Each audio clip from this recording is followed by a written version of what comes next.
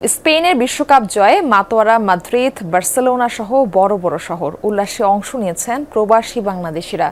স্পেনের বিজয় মিছিলে অংশ নেন তারা। নানা আয়োজনের মধ্য দিয়ে উদযাপিত হচ্ছে বিশেষ এই অর্জন। স্পেনের বার্সেলোনা থেকে সহকর্মী মোহাম্মদ আফাস জনের রিপোর্টে বিস্তারিত থাকছে। ফোটানোর ঝামেলা ছাড়াই নিরাপদ পানির জন্য ঘরে আনুন পিওরিট। কল করুন 16627। আর্জেন্টিনাকে অতিরিক্ত সময় একমাত্র গোলে হারিয়ে বিশ্বকাপ ঘরে তুলল স্প্যানিশরা। ঘুচল 16 বছরের অপেক্ষা। আবারও ফুটবলের সিংহাসনে বসল স্প্যানিশরা। স্পেনের এই জয়ে মাদ্রিদ, বার্সেলোনা, ভ্যালেন্সিয়া সব ছোট বড় শহরে উৎসবের আমেজ বিরাজ করছে। রাস্তায় নেমেছে হাজারো সমর্থক। স্পেনের জাতীয় পতাকা হাতে করা হচ্ছে বিজয় মিছিল। নাচ, গান এবং আতশবাজির মধ্যে দিয়ে উদযাপন করা হয় স্পেনের দ্বিতীয় শিরোপা।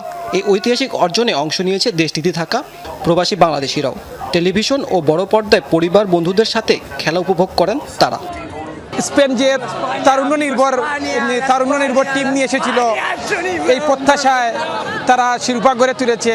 স্পেন যোগ্য দল হিসেবে জয়ী হয়েছে, আমরা অনেক আনন্দিত। স্পেনের এ দাপুটে জয় উচ্ছ্বসিত প্রবাসীরা। আসরে সেরা দল হিসাবে বিশ্বকাপ স্পেনেরই প্রাপ্য ছিল, আর তারা তা পূরণ করতে পারায় খুশির জোয়ারে ভাসছে পুরো দেশ। আর্জেন্টিনাকে লজ্জাজনক হার হারাবে এটা আমরা আগ থেকে জানতাম এবং স্পেন তা করে দেখিয়েছে। স্পেনের সাথে যদি আর্জেন্টিনার খেলা হয় তাহলে মেসিকে অসহায়ের মতো দেখা যাবে। আজকে সারা বিশ্ব সেটা দেখলো, মেসি অসহায়ের মতো ছিল। ইউরোর পর তারুণ্য নির্ভর এ দল এখন বিশ্ব চ্যাম্পিয়ন।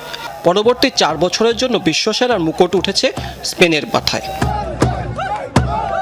মাহমুদ সাকিব, যমুনা নিউজ।